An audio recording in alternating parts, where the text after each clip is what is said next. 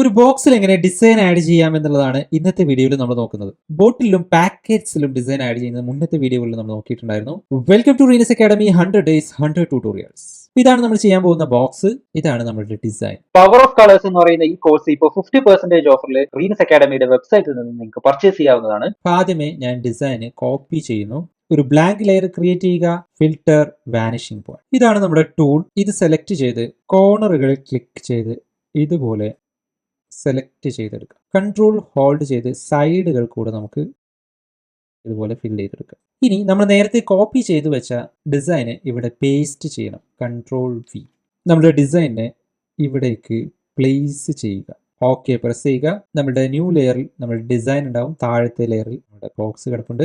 ഇതിന്റെ blending mode multiply select ചെയ്ത് കൊടുക്കുക. ബ്ലെൻഡിങ് ഓപ്ഷൻ എടുത്തതിന് ശേഷം അണ്ടർലൈൻ ലെയറിൽ വൈറ്റ് അഡ്ജസ്റ്റ് ചെയ്ത് കൊടുക്കുക. Before and the after. Thanks for watching. See you on the next video.